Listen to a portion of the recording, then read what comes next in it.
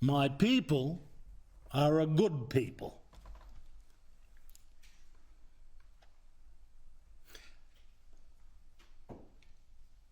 They've done nothing to deserve contempt and disdain. They should not be feared or despised. They have suffered much. Let's not prolong the alienation. They have much to contribute to their country, if only they be given the chance to. This is a modest proposal, but profound. An advisory body in the Constitution to which the Parliament and Government will listen to Aboriginal and Torres Strait Islander peoples so we get better results for Indigenous people and for the country. Its profundity is based on a simple truth. When we listen to each other, outcomes improve.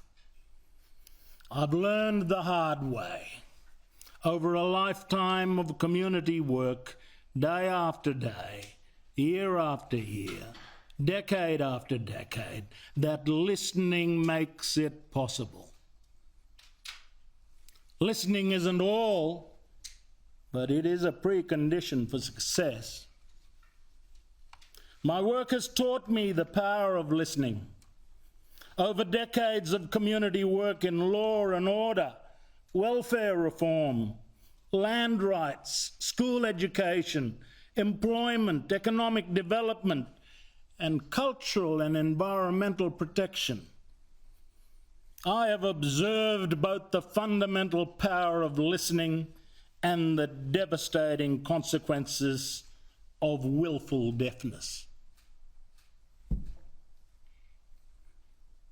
I've learned that listening makes it possible. Rheumatic heart disease is a scourge, a disease largely eradicated in the rest of the world, but allowed to fester in the paradise of Cape York and the remote communities of Australia.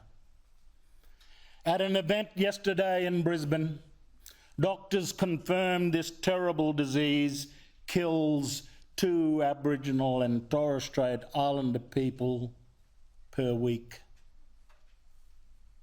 Young children, teenagers, and young adults in their 20s and 30s, they drop dead swimming down the creek, on the football field, sleeping in their beds at night.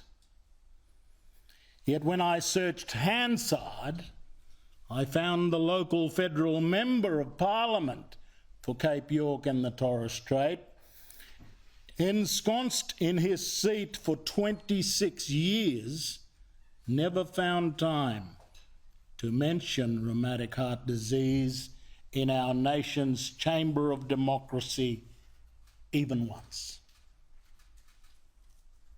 He did for the first time when I mentioned this in this campaign. This is a problem only a voice can overcome.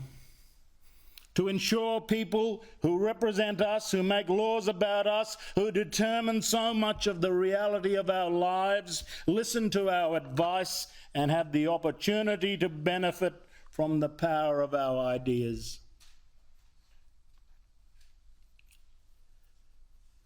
Rheumatic heart disease inflicts lifelong damage to the valves around a child's heart, causing early death.